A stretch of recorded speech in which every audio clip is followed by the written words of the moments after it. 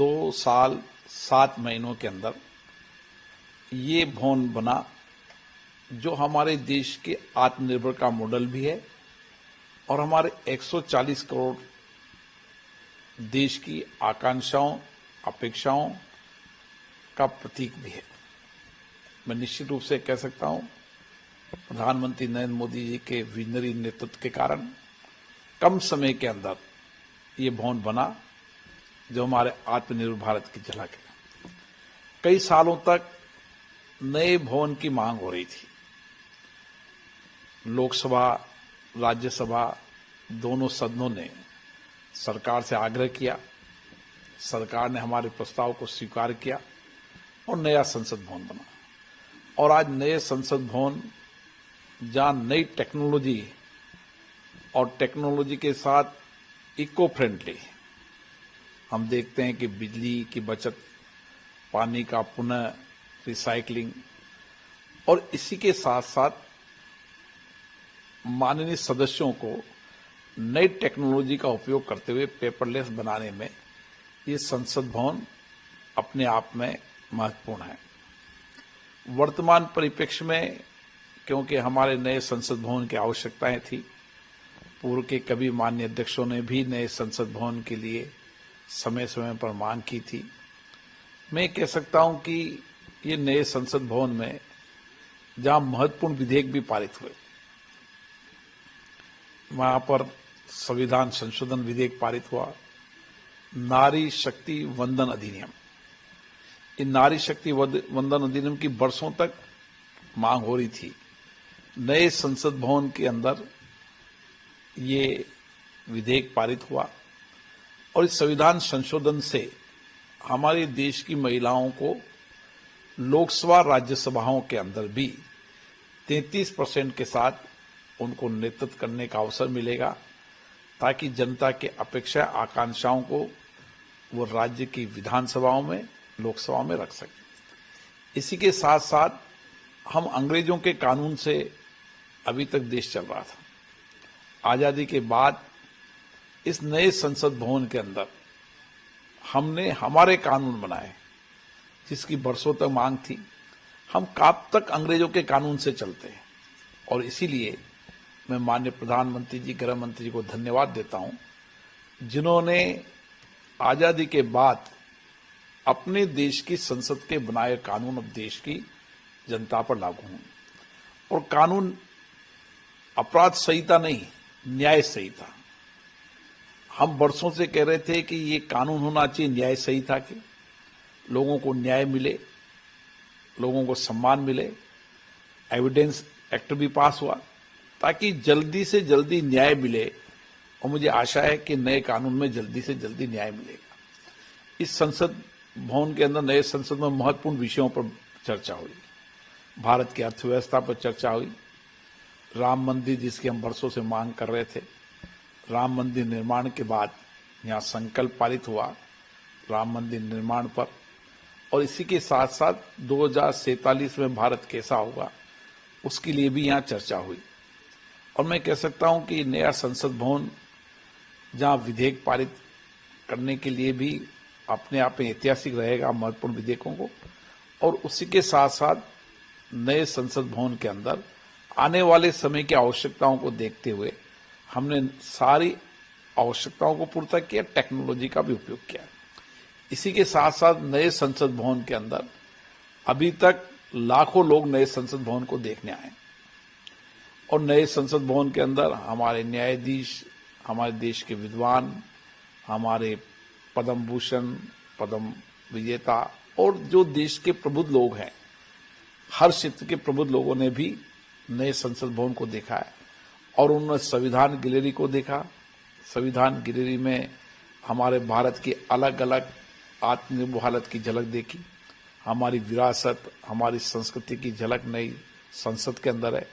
जो भी लोग नए संसद भवन में देखने आए, उन्होंने नए संसद भवन की उत्साहपूर्ण तरीके से ये कहा कि ये संसद भवन की आवश्यकताएं थी और उसके लिए खुशी जाहिर की कि आज भारत के अंदर हमारे आत्मनिर्भर भारत का संसद भवन निश्चित रूप से हमारी विरासत की झलक दिखाता है, हमारी आधुनिकता की झलक दिखाता था और वर्तमान की झलक भी दिखाता। इसलिए सभी लोग जो भी मेंबर ऑफ पार्लियामेंट के लिए और भी आगंतुक लोग आए, उन्होंने संसद भवन की प्रशंसा की।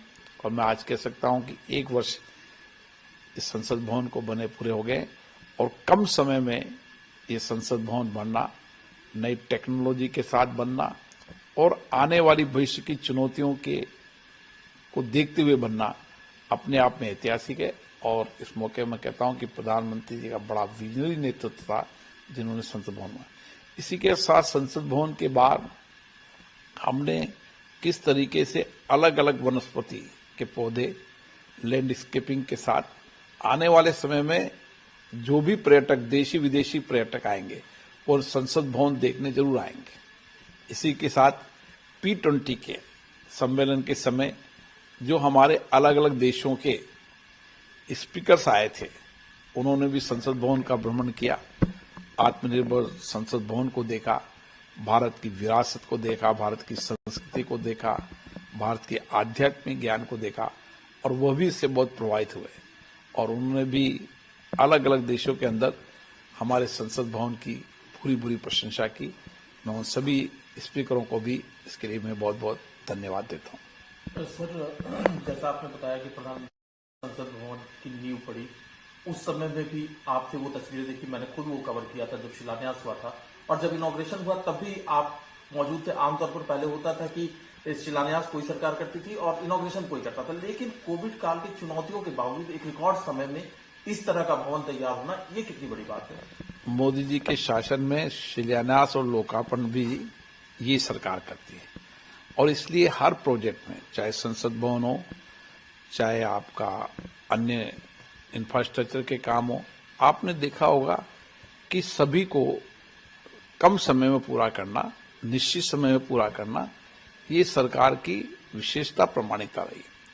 और इसी के साथ साथ भारतीय आध्यात्मिक संस्कृति की झलक, भारत के अंदर सेंगोल जो हमारी पवित्रता का, न्याय का प्रतीक है, उस न्याय के प्रतीक की सेंगोल की स्थापना भी हुई ताकि हमेशा संसद न्यायपूर्ण तरीके से काम करे।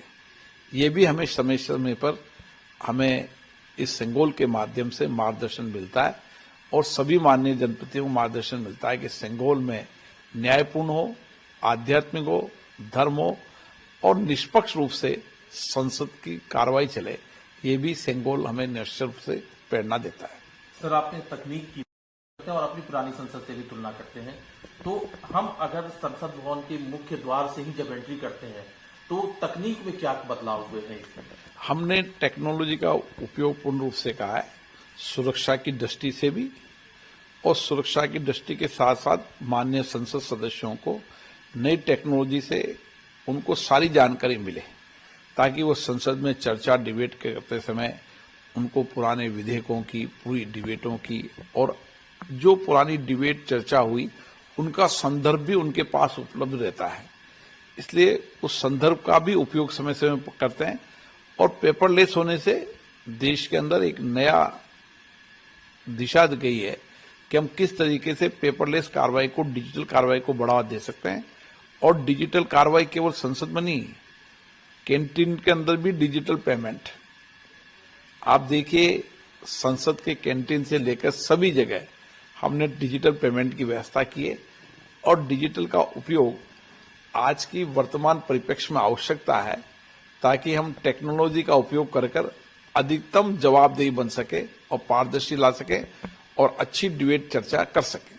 सर, एक क्यूरियोसिटी लोगों में अभी भी है कि संसद भवन को देख करके आपने बताया कि लाखों लोगों ने विजिट किया एक साल में, कुछ अगर महत्वपूर्ण नाम मैं आपसे जानना चाहूं कि उन महत्वपूर्ण नामों में हमारे कई देश के मुख्य राज्यों के मुख्य न्यायाधीश, देश के सुप्रीम कोर्ट के न्यायाधीश, हमारे साहित्य जगत के लोग, हमारे फिल्म जगत के लोग, हमारे अलग अलग क्षेत्र के लोगों ने जो टेक्नोलॉजी को समझते हैं वो लोग, विश्व बैंक के अध्यक्ष, ऐसे बहुत सारे देशी विदेशी लोगों ने संसद भवन को देखा है। एक लंबी लिस्ट है, इसमें मैं कुछ लोगों के नाम लूंगा तो उचित नहीं रहेगा, एक लंबी, लेकिन सभी समाज के वर्गों ने, गरीब से गरीब गांव के व्यक्ति ने भी संसद भवन को देखा है।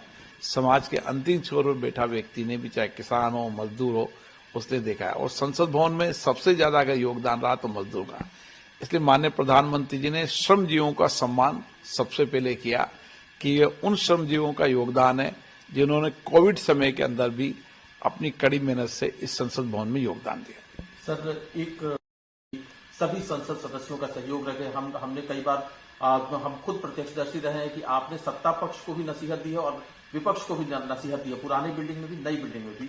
एक अध्यक्ष के तौर पर आपने उपलब्धियां गिनवाई है, एक अध्यक्ष के तौर पर आपको लगता है कि नए संसद भवन में कुछ ऐसा नहीं होना चाहिए था जो कि हुआ? निश्चित रूप से नए संसद भवन में हमने अच्छी श्रेष्ठ परंपराएं, अच्छी परिपाटियां जो हमारे लोकतंत्र को नई दिशा दे सके, जो हमारे लोकतंत्र की प्रतिष्ठा को बढ़ा सके, लोकतंत्र के प्रति लोगों का सम्मान विश्वास बढ़ है, इसके लिए हमने प्रयास किया है।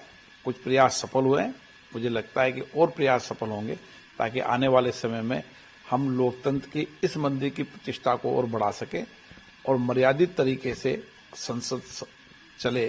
इसके लिए समय समय पर प्रयास करते रहते हैं। आने वाले समय में मुझे लगता है कि और अच्छी परंपराएं परिपाटियां यहाँ पर लागू होगी। सर, एक आखिरी सवाल है। 17वीं का कार्यकाल जो है 18वीं लोकसभा का बहुत जल्दी गठन हो जाएगा। कुछ अनुभवी चेहरे वापस आएंगे, कुछ नए चेहरे भी आएंगे जिन्हें अनुभव नहीं है संसद का।